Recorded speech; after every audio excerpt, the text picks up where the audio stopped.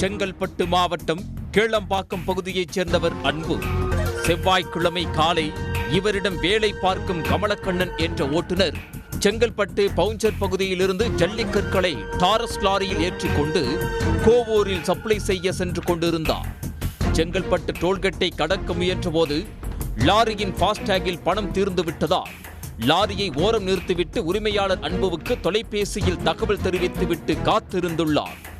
அப்போது சற்றும் எதிர்பாராத வகையில் டோல்கேட் நின்று கொண்டிருந்த நபர் ஒருவர் லாரியை ஓட்டிச் சென்றுள்ளார்.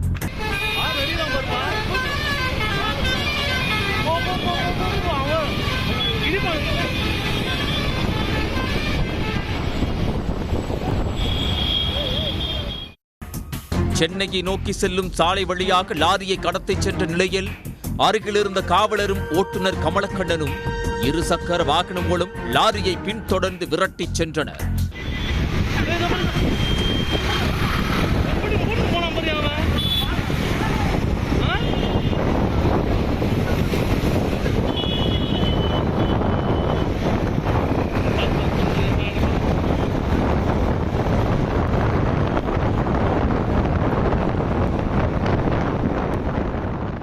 சில காவலர்களும் சேர்ந்து லாரியை பிடிக்க விரட்டிச் சென்ற நிலையில் முருகன் என்ற போக்குவரத்து காவலர் லாரியின் பக்கவாட்டு கதவை பிடித்துக் கொண்டு தொங்கியபடியே கதவு திறக்காததால் உயிரை பணயம் வைத்து கதவை பிடித்து தொங்கியபடியே லாரியை நிறுத்த முயன்றுள்ளார்.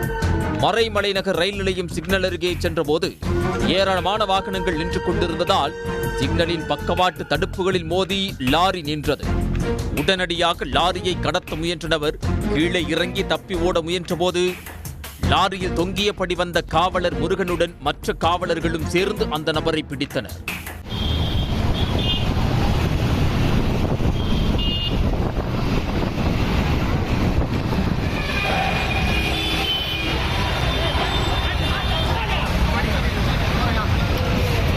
லாரியை கடத்திச் சென்ற நபர் திருநெல்வேலி மாவட்டத்தைச் சேர்ந்த சுபாஷ் என முதற்கட்ட தகவல் வெளியாகியுள்ளது. லாரியை கடத்திச் சென்றவரின் பதில்கள் மூலம் அவர் மனநலம் பாதிக்கப்பட்டவரா என்ற சந்தேகமும் போலீசாருக்கு எழுந்துள்ளது. 2 நாட்களுக்கு முன்னர் தேநீர் கடையில் பெண் ஒருவர் மீது சூடான பாலை ஊற்றியதால் அங்கிருந்தவர்கள் அவரை தாக்கி விரட்டியதாக கூறப்படுகிறது. எனவே கைது செய்யப்பட்ட நபரின் மனநலனை சோதனை செய்ய கீழ்ப்பாக்கம் அரசு மனநல காப்பகத்திற்கு போலீசார் அழைத்துச் சென்றுள்ளனர். இந்நிலையில் கடத்திச் சென்ற லாரியை சுமார் 15 கிலோமீட்டர் தூரத்திற்கு பின்தொடர்ந்து விரட்டிச் சென்று மடக்கி பிடித்த போலீசாரின் துரித நடவடிக்கைக்கு பாராட்டுகள் குவிந்து வருகிறது. உடனுக்குடன் செய்திகளை தெரிந்து கொள்ள சன் நியூஸ் பெல் ஐகானை கிளிக் பண்ணுங்க.